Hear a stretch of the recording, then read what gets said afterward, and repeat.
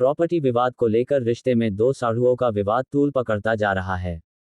विवाद दोनों के बीच सदर बाजार मकराना में पार्टनरशिप में खरीदी प्रॉपर्टी का है। प्रॉपर्टी बेचान और लेन देन से गुस्साए छोटे साढ़ू दिनेश शर्मा ने अपने बड़े साढ़ू राजकुमार शर्मा की सारे आम दिन दहाड़े जमकर मारपीट कर दी। कपड़े फाड़ दिए। मारपीट से राजकुमार शर्मा और उसका बचाव करने आया व्यक्ति के गंभीर चोटें आई है। पुलिस ने घायलों का प्राथमिक उपचार कराने के बाद मारपीट का मामला दर्ज कर जांच शुरू कर दी है। पीड़ित परिवादी राजकुमार शर्मा पुत्र स्व नौरतमल शर्मा उम्र 52 वर्ष निवासी मकराना ने रिपोर्ट में लिखा कि मैं अपनी दुकान से लगभग 400 मीटर की दूरी पर अपने लिए सदर बाजार मेडिकल पर लाने गया हुआ था। इसी दरमियान रास्ते में दिनेश, घनश्याम, सोनू व अनु आदि ने मुझे घेर लिया और मुझे कहने लगे कि मेरा फैसला करवाओ, मैं मेरी दुकानें किसी को नहीं दूंगा। मैंने कहा कि मैं किसी को नहीं जानता, तुम बेचने वाले और खरीददार जानो, आपका आपस में सौदा हुआ है। मैं अपने हिस्से का मालिक हूँ और आप अपने हिस्से का। इससे नाराज होकर चारों लोगों ने मेरे ऊपर जानलेवा हमला कर दिया व मेरे लड़के नौरत गिवारिया को मालूम पड़ा तो वो मुझे बचाने आया तो आरोपियों ने उसके साथ भी मारपीट की। बाद में आरोपियों ने जाते जाते मुझे जान से मारने की धमकी भी देते हुए कहा कि मैं राजनीति रसूखदार हूँ, तेरा काम धंधा बंद करवा दूंगा, तुझे मकराना छोड़ने से मजबूर कर दूंगा। मारपीट के दौरान मेरे गले में चोट आई व अंगूठे पर सूजन आई है और मेरे कपड़े फाड़ दिए। जान से मारने की धमकी दी। इस वजह से मैं और मेरा परिवार दहशत में है। हमें आरोपियों से जानमाल का खतरा बना हुआ है।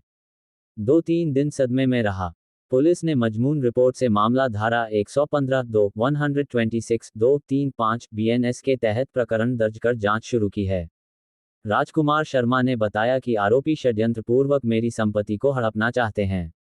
अब्दुल हकीम और दिनेश कुमार शर्मा के बीच मुन्नी देवी के नाम से जिस प्रॉपर्टी का सौदा हुआ और बेचान रजिस्ट्री होनी थी, उसका इकरारनामा पहले लिखा गया और 2 गवाहों की साक्षी में 14 लाख रुपए एडवांस अदा किए गए।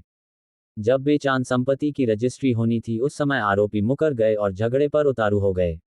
आरोपी दिनेश कुमार, जो मेरा साधु है, उसके कहने से मैंने दोनों पक्षों के बीच समझाइश करने और सौहार्दपूर्ण वार्ता करने का प्रयास किया तो वह नाराज हो गया और मेरे साथ रंजिश रखते हुए मारपीट की। मेरी वृद्ध माता बीमार है, पैरों में ऑपरेशन हो रखा है, कुचामन निजी हॉस्पिटल में भर्ती है, उसकी सेवा उपचार में लगा हुआ हूँ।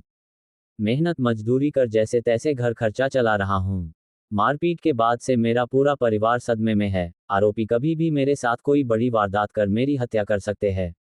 मेरे परिवार को जानमाल का खतरा बना हुआ है। पीड़ित राजकुमार शर्मा ने उच्च पुलिस अधिकारियों को भी परिवाद प्रेषित कर न्याय की गुहार लगाते हुए आरोपियों को शीघ्र गिरफ्तार कर चालान पेश करने की मुकदमा पुलिस थाना मकराना में दर्ज कराया मारपीट का। क्या पूरा मामला है?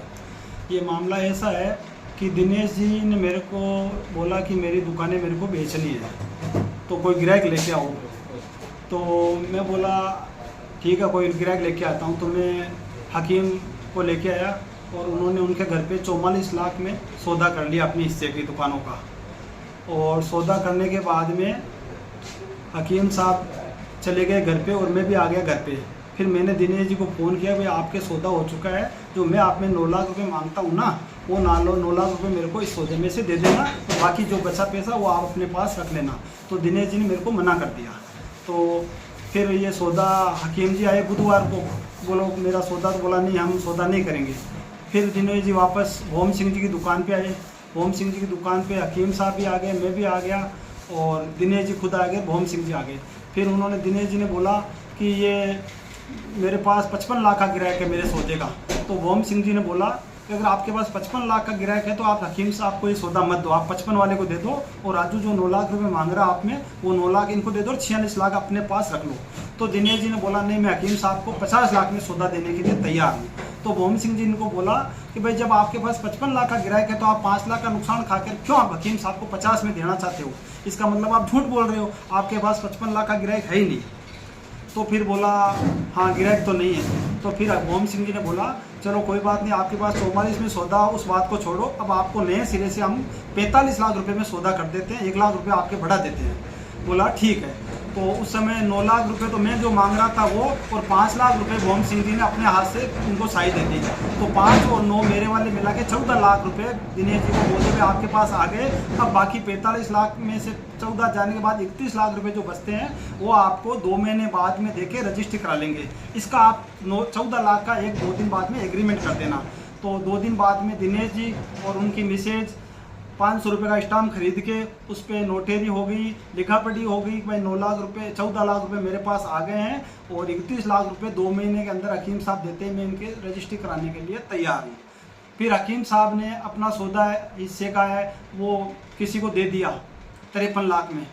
तो 53 लाख में दे दिया तो हकीम साहब ने उनको बोला भाई लो अपना 31 लाख रुपए ले लो और इनके फलाने के रजिस्ट्री करा दो। तो उन्होंने मना कर दिया और फिर मेरे को भी दबाव बनाने लग गए कि आप भी हकीम साहब के स्टाम्प पे लिखा उस पर बयान बदल दो कि भाई आपने सौदा कैंसिल कराओ और मेरा फैसला कराओ और ये कर। मैं बोला मैं क्या फैसला कराऊँ, आप जानो, हकीम साहब जाने। सौदा तो आपने हकीम साहब से किया, आपने अपने हिस्से की ज़मीन बेची है, मैंने तो अपनी बेची नहीं है।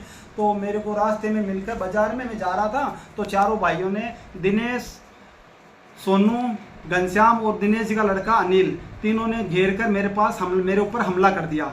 फिर मैंने फ़ोन किया अपनी दुकान पे जो नौरत गंवारिया बच्चा, उनको फ़ोन किया तो वो आया मेरे को बीच बचाव करने के लिए। और एक इरफान नाम का बच्चा था, उसने भी मेरे को बीच बचाव किया। तो उस मेरे जो दुकान पे जो सर्विस करता है नौरत गंवारिया, उसके साथ भी मारपीट की और जाति शब्द भद्र गालियाँ भी दी उसको। फिर हम छूट के यहाँ जस्सा जी की कपड़े वाले की दुकान तक आए तो यहाँ से पीछे दौड़ के फिर हमारे साथ मारपीट की, मेरे गले में हाथ डाल दिया, मुक्के मारे और मेरा शर्ट कपड़े सब फाड़ दिए।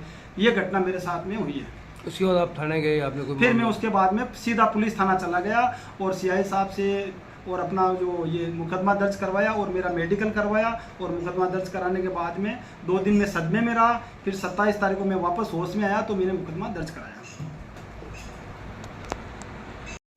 फिर उन्होंने मेरे साथ मारपीट करने के बाद में धमकियां दी और रोज़ धमकियां देने लगे कि मैं अपनी पत्नी से तुम्हारे ऊपर केस कराऊंगा, मारपीट के मुकदमे लगाऊंगा, तुम्हारे को कहीं का नहीं छोड़ूंगा, तुम्हारा धंधा वंधा सब बंद करा दूंगा। बहुत मेरे को धमकियां मिल रही है उसके बाद में।